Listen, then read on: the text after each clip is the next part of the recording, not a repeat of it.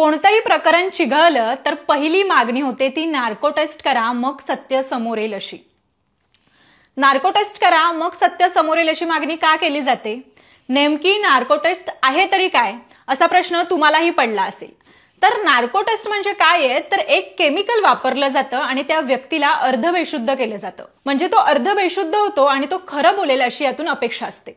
Narco taste मध्ये जे chemical वापरलं जातं त्याचं नाव आहे सोडियम पेंटोथल. या केमिकलमुळे त्या व्यक्तीचं मेंदूवरील नियंत्रण कमी होतं आणि रोगप्रतिकारक शक्तीही कमी होते. त्याच्यामुळे विचारलेल्या प्रश्नांची म्हणजे लपवलेल्या माहितीची ती योग्य उत्तरं देईल आणि लपवलेली माहिती समोर येईल अशी अपेक्षा असते. नेमकी नार्को टेस्ट कशी केली जाते, त्याची प्रोसेस काय आहे आणि कोणत्या कोणत्या प्रकरणात आतापर्यंत नार्को टेस्ट केली गेली आहे, ही सर्व माहिती तुम्हाला या व्हिडिओमध्ये मिळणार आहे. हाय हॅलो नमस्कार, मी जयती. आपण पाहतात एबीपी माझा. नार्को टेस्ट करताना पहिलं बघितलं जातं की त्या व्यक्तीचं आरोग्य या प्रक्रियेस योग्य आहे का. ते योग्य असेल तरच नार्को टेस्ट केली जाते.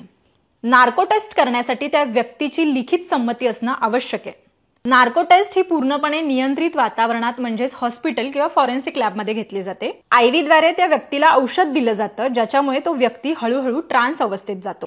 यावेळी मानसोपचार तज्ज्ञ, डॉक्टर, फॉरेन्सिक तज्ज्ञ आणि पोलीस उपस्थित असतात आणि या संपूर्ण प्रक्रियेची व्हिडिओ रेकॉर्डिंग केली जाते.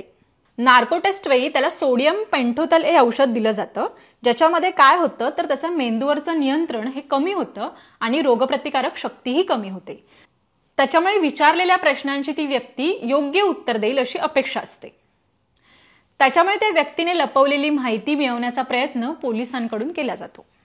ही नार्को टेस्ट किती वेळासाठी असेल हे निश्चित केलं जातं. म्हणजे तो व्यक्ती किती वेळ बेशुद्ध अवस्थेत राहील हे निश्चित केलं जातं. त्याच्यानंतर औषधाचा परिणाम कमी झाल्यावर ती व्यक्ती हळूहळू शुद्धीवर येते. पण नार्को टेस्ट ही जी प्रक्रिया आहे ती 100% विश्वासार्ह नाहीये. नार्को टेस्ट वेळी जी मिळालेली माहिती आहे ती माहिती फक्त पोलिसांना तपासाला दिशा देण्यासाठी उपयुक्त ठरते.